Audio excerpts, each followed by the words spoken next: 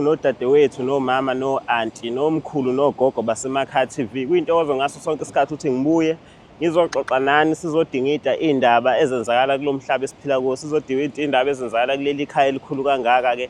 Kukhona omkhulu, kukhona o-anti, kukhona osisi, kukhona omama nomalume, wonke umndeni uphelele. Siyixoxe ngoba yini okuhlula amadoda kuyabikwa kanti nenjobe enhle ithungele ibandla-ke. Inhloso yale show ngihlezi ngisho-ke ukuthi ekugcineni wonke umuntu ofanele angayibulali.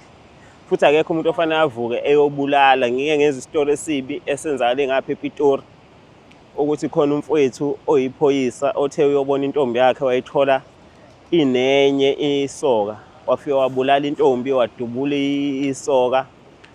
Naye ngizokuthiwa uthole shuthi ubehamba ekhala wayithola esesengozini yemoto. Izimo ey'kanjena siyesihlalela ekhaya sithi okuhlula amadoda kuyabikwa, siyesi-avoide zona ngoba ekugcineni into ezokwenzeka nje isitori salo mfowethu uzoboshwa eboshelwe icala le-murder, eboshelwe icala le-attempted murder ngoba udubula omunye umuntu. Asazi mhlawumbe nasemgwaqeni uya de wrong ephinde ethole icala mhlawumbe lokudriver recklessly. So uyabona ukuthi wena ngesizathu senkinga ade ungayigwema, ade ungayikhuluma, ade ungahlukana nalo muntu uqala impilo yakhe kabusha, ade ungathola ukuboniseka uhlale nemndeni bekutshela ukuthi no akupheli namhlanje, impilo ayigcini namhlanje, uqhubeke uphile. Usuyithola usuzoboshwa, ngeke uphinde ukhohle ukuthi wena khona umuntu owumthando wambulala one, mhlawumbe uma wengane yakho. Usuboshiwe wena, ingane yakho isele yodwa iy'ntandane, uboshwa udilika jele. Uma wengane yakho usashona, wabulawa uwe, usizakale kuphi? Into ade ilula ade ungahlukana naye, ondla ingane yakho, uthole omunye umuntu ozokuthanda, impilo iqhubeke. Sihlala la ekhaya sidingida iy'ndaba ey'kanjalo ukuthi ekugcineni okuhlula amadoda kuyabikwa. Akwazi ukuthi abantu bengayibulala, akwazi ukuthi abantu bengabulalana bey'thole besey'nkingeni ey'ningi, akwazi ukuthi abantu bengaze beyothakathana, umuntu engaze ethakathe omunye ngesizathu sento nje elula. Enye into engihlezi ngisho, enye inkinga idinga imali. Enye inkinga nje ungayitshela ukuthi unenkinga ucabanga nokuyibulala. Khona umfethu nje ongibhalele okoloda omashonisa, ngithe uma ngithi ngiyalalela imali ayikolodayo u-7,500 kodwa usekhuluma ukuthi ufuna ukuyibulala nomsebenzi uyawuyeka. Ngayibuza nathi uya kanjani umsebenzi ekubeni yiyo ozokusiza ukuthi ukhokhelele abantu laba obakweledayo, kanti futhi uma uyibulala kukusiza ngani ukuthi ungazothatha impilo yakho ngo-7,500. Lokho ngikushiso yini? Ngikushiso ukubukisa ukuthi iy'nkinga zethu ayifani bafethu. Enye idinga ukukhulunywa, enye idinga imali, enye idinga ukuthi welapheke. Ziningi iy'nkinga zethu kodwa ekugcineni isixazululo sokuyibulala nesokubulala akusisona. Namhlanje-ke nginomama naye osibhalele emakhaya TV ngenkinga engithinte kakhulu. Athe uma eyisho ngabona ukuthi la emhlabeni kusenzima futhi kusekude la siyakhona, futhi abantu basazoqhubeka nokuxakeka ngoba kusekhona into ekuthiwa umona, kusekhona into ekuthiwa usathane engingayazi ukuthi ivelaphi. Bafethu, ngaphandle kokuthi ngikhulume-ke nomama ezonithulela udaba lakhe, ngiyanicela bafethu ukuthi niqhubeke nisapothe u-easybet ngokuthi nijoyine, nisebenzise le link engizoyifaka ngaphansi, nifake i-promo code ethi sithe 50. Nginiphathele iy'ndaba ezimnandi-ke bafethu. Ngiyazi ukuthi mhlawumbe bakhona abanye abasegruphini nabangibhalela abathi sithe 50 engingabafaka egruphini. Nginey'zathu engingathanda ukuthi ngiyichaze kule video ngoba ngicathi ngizonidlela isikhathi senu. Kodwa ngicela niqhubeke, easybet is the best bafethu. Uphethe amanye amakhodi adlula wonke amakhodi. Easybet ngizokutshela into eyodwa njengamanje, imali uyifaka manje ingene manje.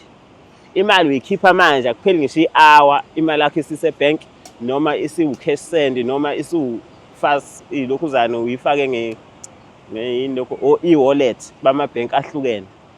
Okokuqala nje engakutshela khona ukuthi ayicicizi, wina manje imali yakho uyithola manje. Kodwa-ke sithe 50 promo code ningakhohlwa.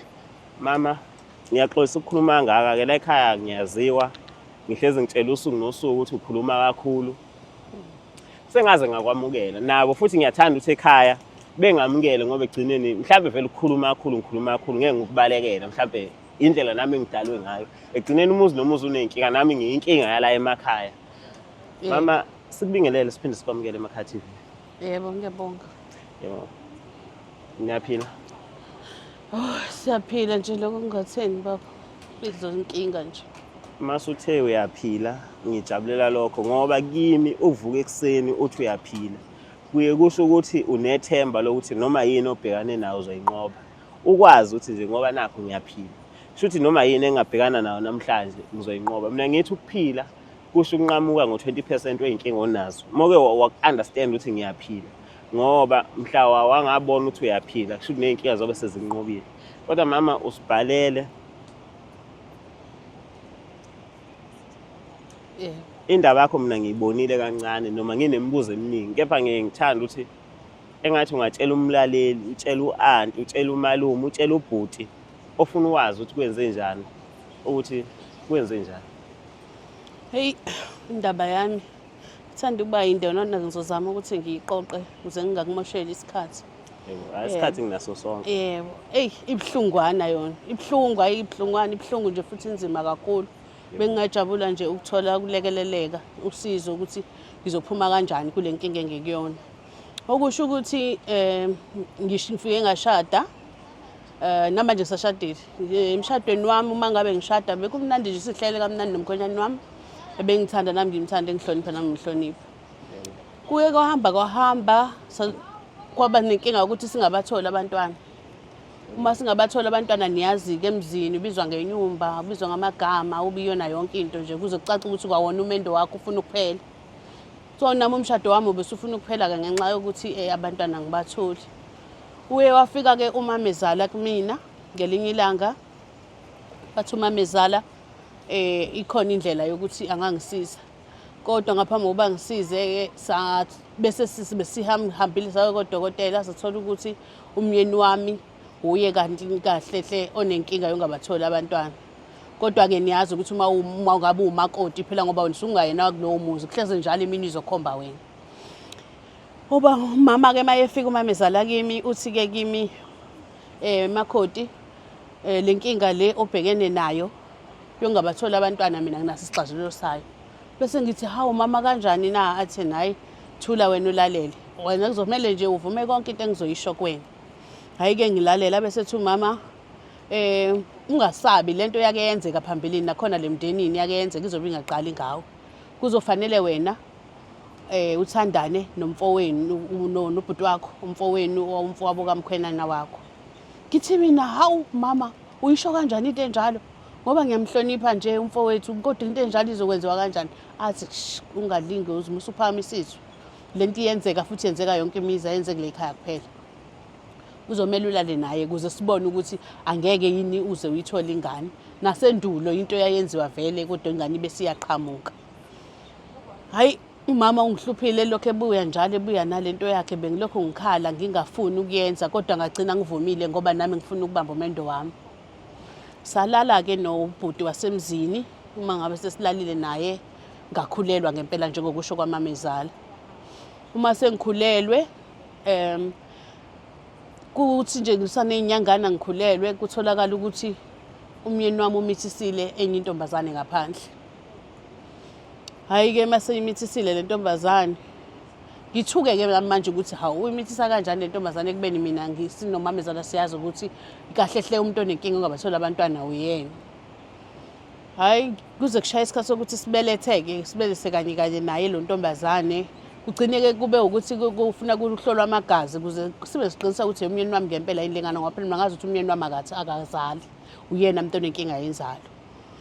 Kutholakala ukuthi hayi ingane ulibofuzo liphuma luthi cha ingane yakhe impela umyeni wami. Ingimangaze-ke le ndaba kodwa ngingabi nankinga. Indaba kizoqala ngokuthi-ke kugule lo mntwana lo mina ngimzalile okuwomfowabo kamyeni wami.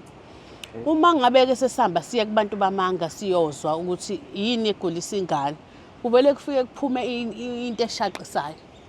Kuphuma indaba yokuthi mina abantwana sinomyeni wami abesingabatholi nje akusikhona ukuthi umyeni wami ubekade engekakwazi ukuthi angikhuleliswe. Isizathu bekuwukuthi Umamezala wasifaka isichitho mina nobaba wakwami ukuthi singabatholi abantwana. Ngoba mina engangifuni efuna enye intombazane ekuyona eyayithandana nomyeni wami.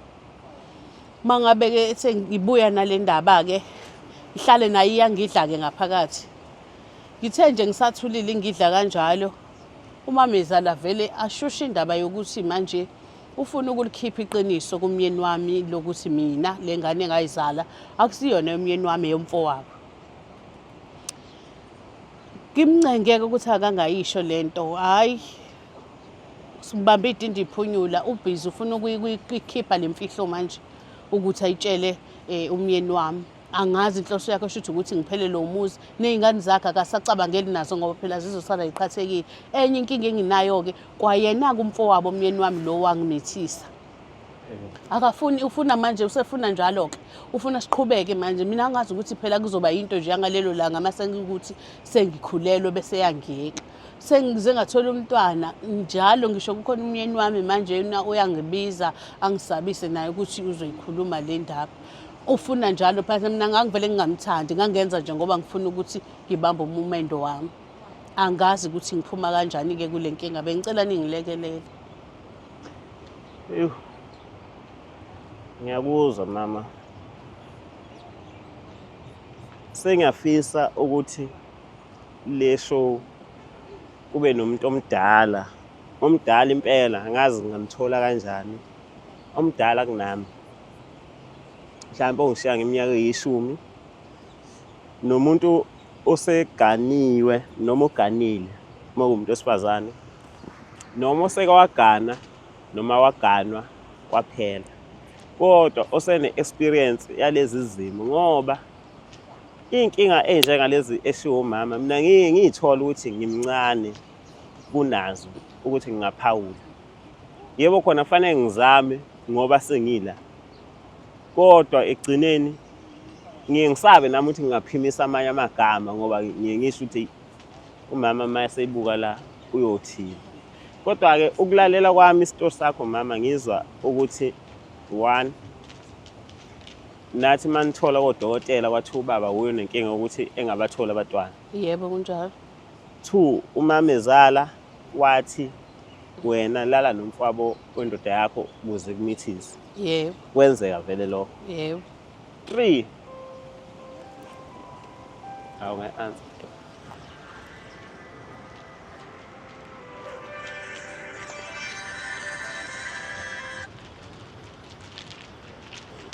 Angiyicisha ngisiphazamisa.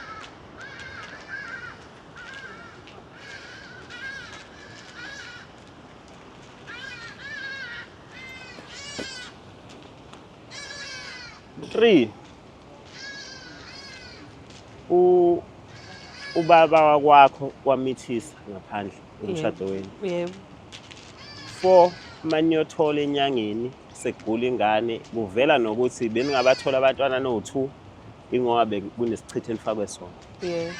Umamezala manje u5 usenokuthreatenisha ukuthi uzoyiputshuza indaba. Kanti 6 nomfowethu lo usefuna njalo akasagcinanga ngesivumelwano esasikhona ukuthi uzofaka imbewu bese yahlehla. Yebo kunjalo.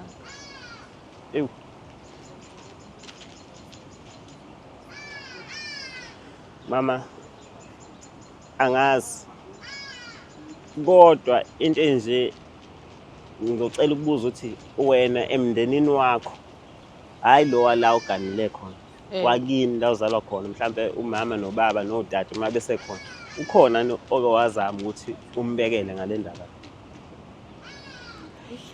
Yebo ngeke ngakhuluma nosisi wami omdala ngamxoxela ukuthi kunesimo esikanje. Ngasaba nje angifuni uqhawa manga ukuthi ngiyibike le ndaba kumama ngoba ngabona ukuthi uzovela ngithethise kabi hayi kwangisinda. Ukuthi ngibuzisa ukuthi mase kukanje abekho abantu abangeke bengakulahli bese siyamlahla ngaphandle kwabakini. Yebo. And ngokwami ukubona kudingakala ukukhuluma imindeni la. Egcineni uzodinga umndeni wakini uyokulwela ngoba mhlambe kungahamba kuhambe into yemndeni kuthiwa hlawula uthi wena wafike waganga emzini.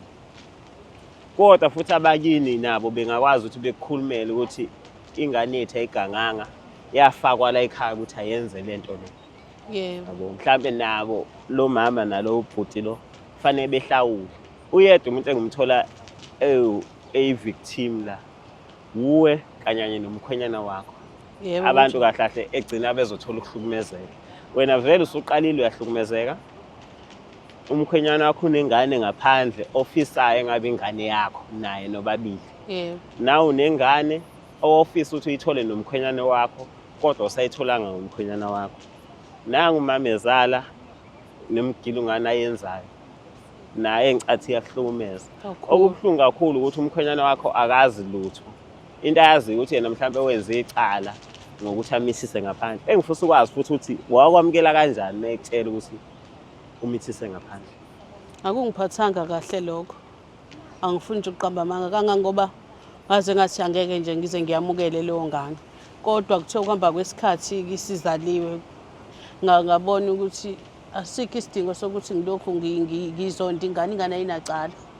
Enye into futhi phela konke amadoda nakele kuyenzeka umuntu athi uyaganga bese kuvele isisi. So ngabuye ngaxola. Ngixoliswa na ukuthi nami angikho msulu. Mawubheka ubaba wekhaya mangathi uyayizwa yonke lento ubaba wakho engayamukela kanjani? Hey. Yesaba. Ngicabanga nje ukuthi ungaphela umendo wami. Ngicabanga nje nobudlelwane babo nomfowabo ukuthi angiboni ukuthi bungabuye buqhubeke futhi. Kodwa futhi at the same time ngiyafuna ukuthi lento ilungiseke. So nje angazi ngempela ukuthi iyiphi indlela engaba isisombululo kulwe nale ndaba ukuthi ngikwazi ukuphuma kuyona. Umyeni wami ngiyamthanda, umuzi wami ngiyawuthanda, angikwazi ukushiya.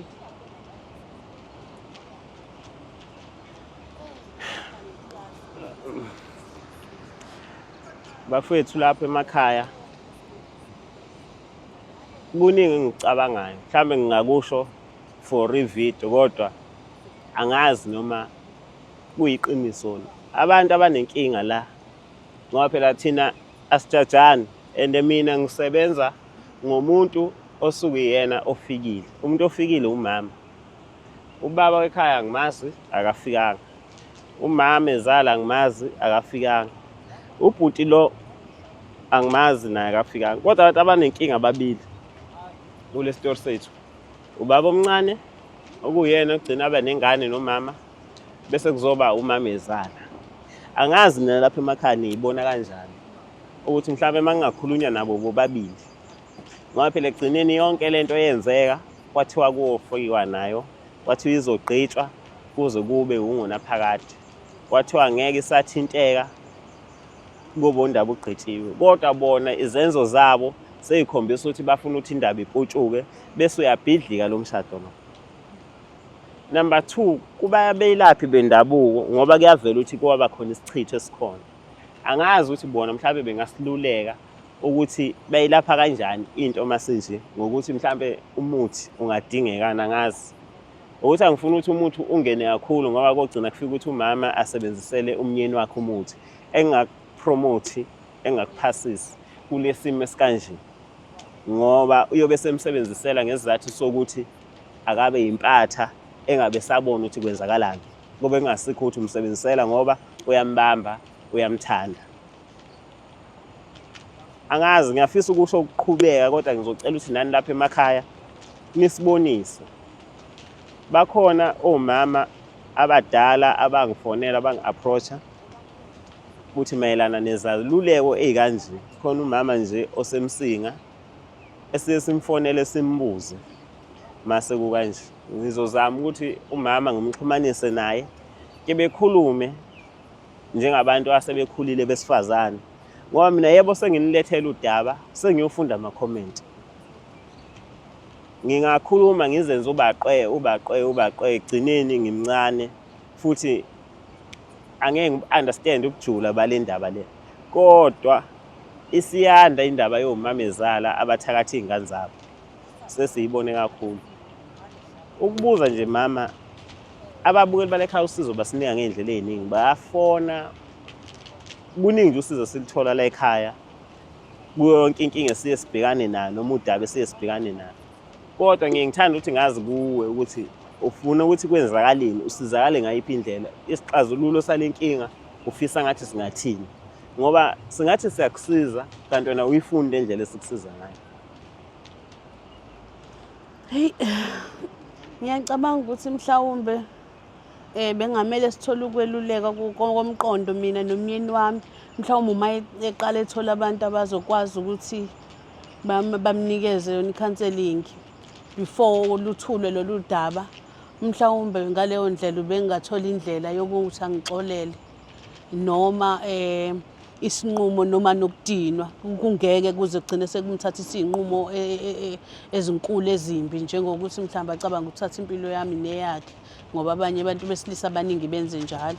Mhlawumbe aqale athole ukululeka kwezomqondo ngaphambi kokuba lo daba lubekwe ey'thebeni kuze akwazi ukuthi abe umuntu ozobe ekwazi ukucabanga ngendlela ekahle engeveze ucabanga izinto ezimbi. Hayi, mbuke lapha emakhaya ngiyacela ukuthi niqhubeke nisubscribe, niqhubeke nikhulise umndeni wasekhaya, niqhubeke nicompare, nikhomente, nishare, nilike. Ningakhohlwa futhi ukujoyina easybet. Lama app enu ngiyazwa kuthiwa yanihlupha, ngiyazwa kuthiwa nokustaka. Joyina easybet uyitholele 150% bonus kwi-first recharge yakho. Uyitholele 15% cashback every week. Bafethu thina siyafa ama-cashback. Izolo nje i-weekend ayingiphathanga kahle, ingidlile. Kodwa ngiyithole sengino-200 izolo abangipha wona bakwa-easybet. Bathi nawo u-cashback wakho waleli viki. Ukuthi uphinde uzame futhi. Uyitholele inqwaba ama-spin amahhala bese njalo uma ujoyina uma umusha uzoyitholela u50 rand voucher. Ayikho neyodwa engakunika leyo nto leyo. Bese laba sebekhona sebomndeni wala ekhaya bafethu ngicela niqhubeke ni-recharge nidlale. I-cashback yakwa-easybet ayifani neyamuntu. Engakusho nje ukuthi umama soqhubeka naye kodwa ngicela nani imibono yenu lapha emakhaya ibaluleke kakhulu. Usizo silicela nxa zonke. Okuhlula amadoda kuyabikwa, akufanele kuze kube khona iy'nqumo ey'nkulu ukudlula le ndaba ngoba isingaka ukuthi zingenzeka. Bye bye.